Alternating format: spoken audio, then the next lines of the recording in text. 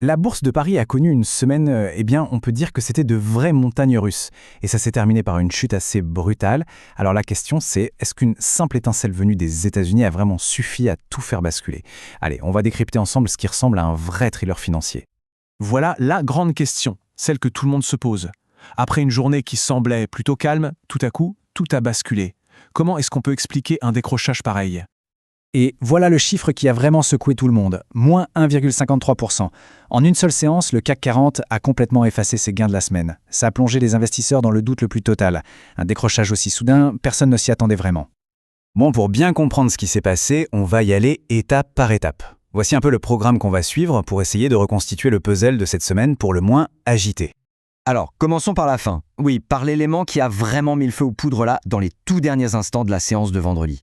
Le choc est donc venu de l'extérieur. Il a suffi d'une seule déclaration politique venue des États-Unis pour déclencher un énorme mouvement de vente à Paris. Ça montre bien à quel point les marchés sont hyper connectés et surtout très réactifs aux tensions géopolitiques. Mais attention, ce choc externe, il a frappé un marché qui était déjà fragilisé. Le contexte en France, à ce moment-là, était loin d'être serein. Et c'est cette nervosité ambiante qui a clairement amplifié la réaction. Donc, si on résume, l'étincelle, elle vient des États-Unis, c'est un fait. Mais le terrain en France, il était déjà, disons, inflammable. Toute cette incertitude politique autour de la formation d'un gouvernement avait déjà rendu les investisseurs extrêmement nerveux. Parce que oui, cette chute de vendredi, elle ne sort pas de nulle part. Si on rembobine un peu le film de la semaine, on voit très bien comment la pression est montée jour après jour. La semaine entière, c'était ça. Des hauts, des bas, le marché réagissait au quart de tour, tous les jours, aux manœuvres politiques en France, mais aussi aux signaux économiques qui nous venaient des États-Unis. Chaque jour amenait son lot d'espoir et de crainte. Et comme si ça ne suffisait pas, il faut maintenant regarder ce qui se passait au niveau des entreprises elles-mêmes. Leurs nouvelles ont ajouté une autre couche d'instabilité à un marché qui était déjà bien fébrile. Alors là, ce qui est vraiment intéressant, c'est de voir la tendance générale. On a de grands cabinets d'analyse qui, tout au long de la semaine, ont envoyé des signaux de prudence sur des actions clés de l'industrie et de la tech. Et ça, forcément, ça a pesé lourd sur le moral des investisseurs. Et ça illustre parfaitement la complexité du marché. D'un côté, on a des pertes énormes, comme pour SEB, à cause de nouvelles spécifiques à l'entreprise, et de l'autre, des gains massifs, comme pour Adosia. On avait vraiment un marché à deux vitesses. C'est tout le paradoxe du marché. On voit même une entreprise comme Stellantis qui annonce de bons chiffres, de très bons chiffres même, mais qui n'échappe pas pour autant à la morosité générale. Ça donne un tableau très contrasté et franchement assez déroutant pour les investisseurs.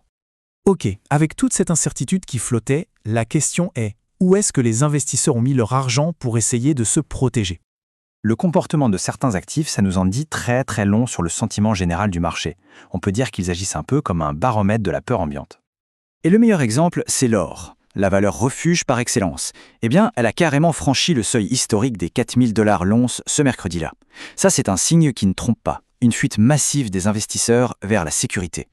Si on regarde du côté des devises, l'euro, lui, a plutôt bien tenu, montrant une certaine confiance malgré tout.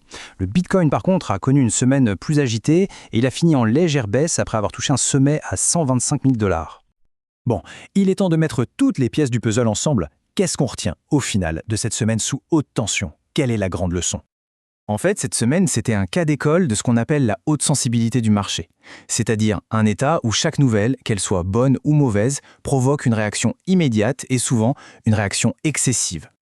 La chute de vendredi, ce n'était pas le résultat d'un seul facteur. Non, c'était vraiment l'aboutissement de multiples pressions qui se sont accumulées couche par couche tout au long de la semaine. C'était un peu la recette parfaite pour un plongeon. Bref, ce qu'il faut retenir, c'est que le choc externe n'a été que l'allumette. Le vrai problème, c'est que le brasier, lui, couvait depuis des jours à cause de tout ce contexte fragile. La vulnérabilité était déjà là, bien installée. Du coup, les événements de cette semaine à Paris nous laissent avec une question bien plus large et essentielle. Quelle est la vraie capacité de résistance des marchés aujourd'hui face au prochain choc, qui sera lui aussi inévitable? Et cette interrogation, elle dépasse largement les frontières de la France.